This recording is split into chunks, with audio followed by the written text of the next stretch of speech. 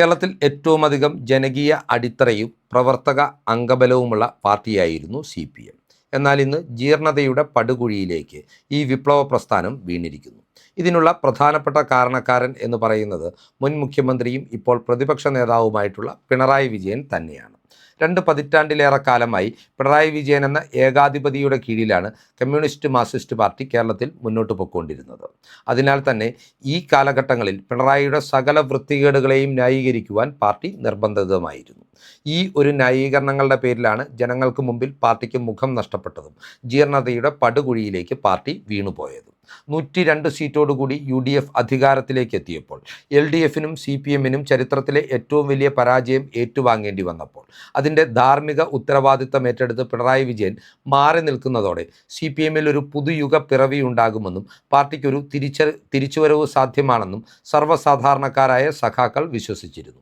എന്നാൽ ഈ വിശ്വാസങ്ങളെയെല്ലാം അസ്ഥാനത്താക്കിക്കൊണ്ടാണ് യാതൊരു നാണവും മാനവുമില്ലാതെ പിണറായി വിജയൻ പ്രതിപക്ഷ നേതൃസ്ഥാനം ഏറ്റെടുക്കുവാൻ തീരുമാനിച്ചത്.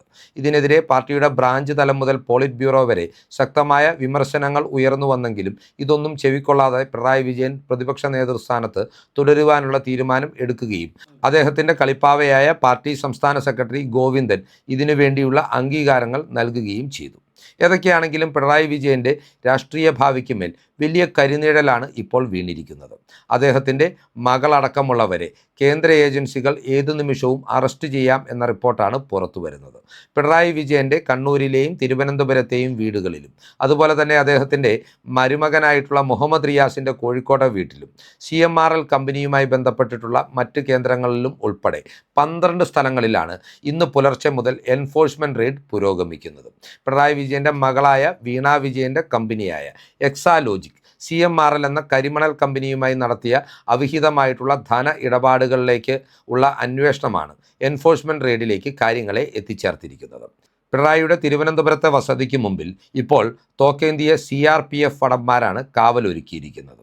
ഇത് പിണറായി വിജയനുള്ള കാവലല്ല, നേരെ മറിച്ച് CPMൻ്റെ അതിക്രമത്തിൽ നിന്ന് അന്വേഷണ ഉദ്യോഗസ്ഥരായ ED ഉദ്യോഗസ്ഥരെ സംരക്ഷിക്കുന്നതിനുള്ള കാവലാണ്. കേന്ദ്ര ഏജൻസികളുടെ ചോദ്യമുനയ്ക്ക് മുമ്പിൽ വീണ വിജയനും അവരുടെ പിതാവായ മുൻ മുഖ്യമന്ത്രി പിണറായി വിജയനും എങ്ങനെ പിടിച്ചു നിൽക്കും എന്നതിനെക്കുറിച്ചുള്ള ചർച്ചകളും ഇപ്പോൾ കൊഴുക്കുന്നുണ്ട്. ഏതൊക്കെയാണെങ്കിലും ഒരു കാര്യം പകൽ പോലെ വ്യക്തമാണ്. മുഖ്യമന്ത്രിയായിരുന്ന കാലത്ത് പിണറായി വിജയന് വേണ്ടി വീണ വിജയൻ എന്ന അയാളുടെ മകളുടെ കമ്പനിയിലേക്ക് 1,72,00,000 രൂപ CMRL എന്ന കരിമണൽ കർത്തയുടെ കമ്പനി കൈമാറിയിട്ടുണ്ട്. അവരുടെ അവിഹിത ബിസിനസ് ഇടപാടുകൾ സുഗമമായി മുന്നോട്ട് പോകുന്നതിനുള്ള കൈക്കൂലിയാണ് ഈ പണമെന്ന് നേരത്തെ തന്നെ income tax interim settlement board കണ്ടെത്തുകയും ചെയ്തിരുന്നു. അതിനുശേഷം ഈ വിഷയത്തിൽ SFIO serious fraud investigation division എന്ന കമ്പനികാര്യ മന്ത്രാലയത്തിന് കീഴിൽ വരുന്ന അന്വേഷണ വിഭാഗം അന്വേഷണം നടത്തുകയും അതുമായി ബന്ധപ്പെട്ട് മുന്നോട്ട് പോവുകയും ചെയ്യുന്നുണ്ട്. സമാന്തരമായി തന്നെയാണ് കള്ളപ്പണ ഇടപാട് സംശയിച്ചുകൊണ്ട് എൻഫോഴ്സ്മെൻറ്റ് ഡയറക്ടറേറ്റും ഈ വിഷയത്തിലേക്ക് കടന്നു വന്നിരിക്കുന്നത്. ഏതൊക്കെയാണെങ്കിലും എൻഫോഴ്സ്മെൻറ്റ് ഡയറക്ടറേറ്റിൻ്റെ ഈ വിഷയത്തിലുള്ള അന്വേഷണത്തെ ചോദ്യം ചെയ്തുകൊണ്ട് കേരള ഹൈക്കോടതിയിൽ CMRL നൽകിയ ഹർജി ഹൈക്കോടതി തള്ളിയതോടുകൂടിയാണ് അന്വേഷണം പുതിയ ദിശയിലേക്ക് കടന്നിരിക്കുന്നതും പിണറായിയുടെ വീടുകളിൽ ഉൾപ്പെടെ ഇപ്പോൾ റെയ്ഡ് നടക്കുന്നതും. ഇതിന് പിന്നാലെ തന്നെ വീണ വിജയനെ കേന്ദ്ര ഏജൻസികൾ ചോദ്യം ചെയ്യുകയാണ് എന്ന റിപ്പോർട്ടുകളും മാധ്യമങ്ങളിൽ പ്രത്യക്ഷപ്പെടുന്നുണ്ട്. പിണറായി വിജയനെ സംബന്ധിച്ചിടത്തോളം ഇനി മകളെ രക്ഷിച്ചെടുക്കുവാൻ മറ്റു മാർഗമൊന്നുമില്ല എന്നത് പകൽ പോലെ വ്യക്തമാണ്. നമുക്കറിയാം, പല മുൻ മുഖ്യമന്ത്രിമാരും പോലും കള്ളപ്പണ ഇടപാടുകളിൽപ്പെട്ട് EDയുടെ അന്വേഷണ പരിധിയിലായതുകൊണ്ട് തന്നെ അന്വേഷണത്തിൻ്റെ ഭാഗമായി അറസ്റ്റ് ചെയ്യപ്പെടുകയും ജയിൽവാസം അനുഷ്ഠിക്കുകയും ചെയ്തിട്ടുണ്ട്. സമാനമായ ഒരു സാഹചര്യത്തിലേക്കാണ് പിണറായി വിജയൻ്റെ മകളായ വീണ വിജയൻ ഇപ്പോൾ എത്തിച്ചേർന്നിരിക്കുന്നത്.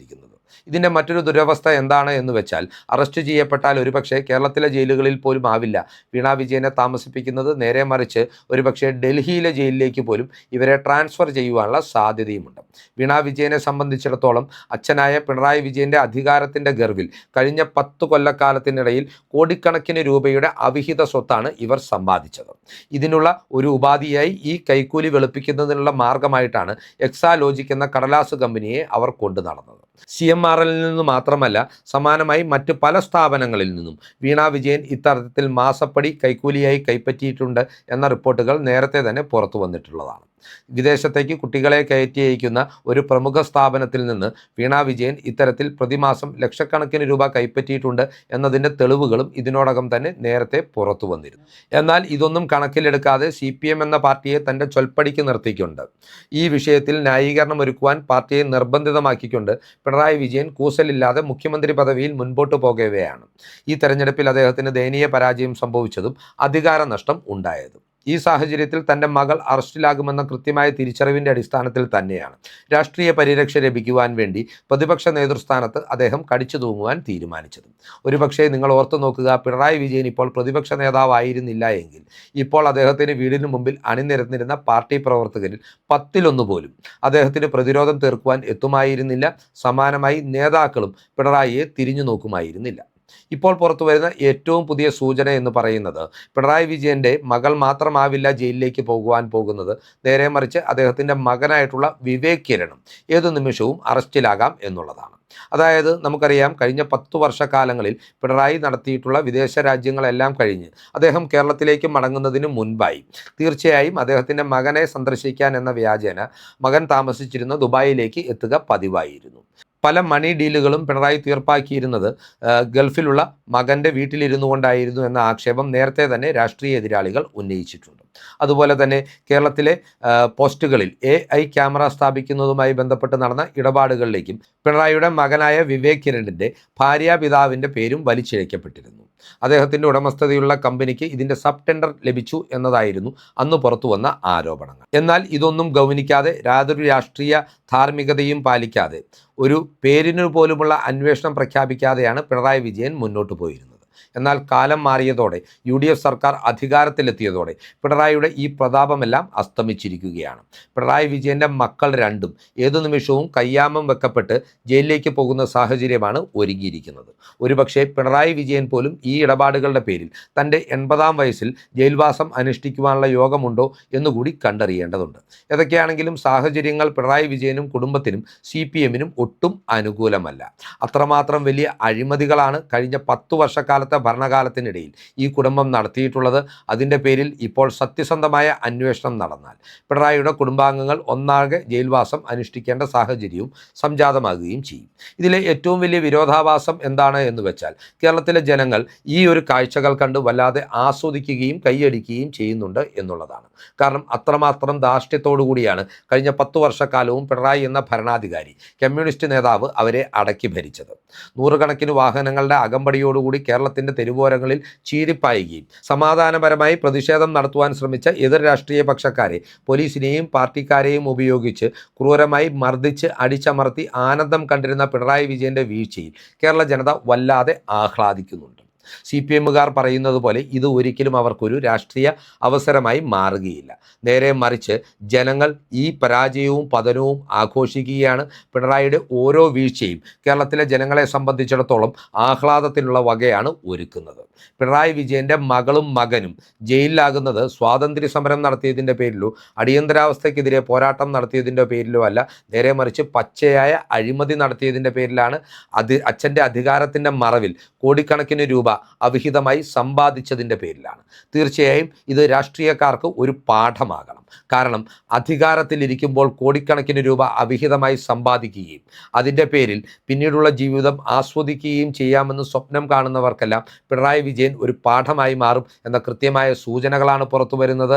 ഏതു നിമിഷവും മകൾ അറസ്റ്റിലാകുന്നതിന് പിന്നാലെ തന്നെ മകൻ്റെ പേരിൽ നടത്തിയിട്ടുള്ള അവിഹിത ഇടപാടുകളിലേക്കും മകൻ്റെ വസതിയിൽ വെച്ച് മിഡിൽ ഈസ്റ്റിൽ വെച്ച് നടത്തിയിട്ടുള്ള അവിഹിത ഇടപാടുകളിലേക്കും കേന്ദ്ര ഏജൻസികളുടെ അന്വേഷണം എത്തിച്ചേരുക തന്നെ ചെയ്യും. വലിയ താമസമില്ലാതെ മകൾക്കൊപ്പം മകനും ജയിൽവാസം അനുഷ്ഠിക്കേണ്ട കാഴ്ച പിണറായി വിജയൻ കാണേണ്ടി വരും. ഒരുപക്ഷെ പിണറായി വിജയനും മരുമകനായ മുഹമ്മദ് റിയാസും മകളായ വീണ വിജയനും മകനായ വിവേക് കിരണും ഒരുമിച്ച് ജയിൽവാസം അനുഷ്ഠിക്കുമ്പോൾ അവരെ ജയിലിൽ സന്ദർശിക്കേണ്ട ഗതികേട് കമലാ വിജയൻ എന്ന പിണറായി വിജയൻ്റെ ഭാര്യയ്ക്ക് പോലും ഉണ്ടായേക്കാം. ഏതൊക്കെയാണെങ്കിലും വരാനിരിക്കുന്നത് നിർണായകമായിട്ടുള്ള രാഷ്ട്രീയ കാഴ്ചകളാണ്. ഈ കെട്ടുകാഴ്ചകൾ കേരള ജനത ആസ്വദിക്കുക തന്നെ ചെയ്യും. അത്രമാത്രം അധപ്പതിച്ച ഒരു ഭരണകൂടത്തിൻ്റെ കാലാനുസൃതമായിട്ടുള്ള ഒരു പതനമാണ് നമ്മൾ കാണുന്നത്. അത്രമാത്രം അധപ്പതിച്ച വൃത്തികെട്ടവനായ ഒരു ഭരണാധികാരിയുടെ പതനമാണ് കേരളം ആസ്വദിച്ചു കൊണ്ടിരിക്കുന്നത്. ഈ രാഷ്ട്രീയ ചിന്തകൾ പ്രേക്ഷകർക്കായി പങ്കുവെച്ചുകൊണ്ട് ഈ വീഡിയോ ഇവിടെ അവസാനിപ്പിക്കുകയാണ്. കൂടുതൽ രാഷ്ട്രീയ വാർത്തകൾക്കും വിശകലനങ്ങൾക്കുമായി ഞങ്ങളുടെ ചാനൽ സബ്സ്ക്രൈബ് ചെയ്യുക. നന്ദി.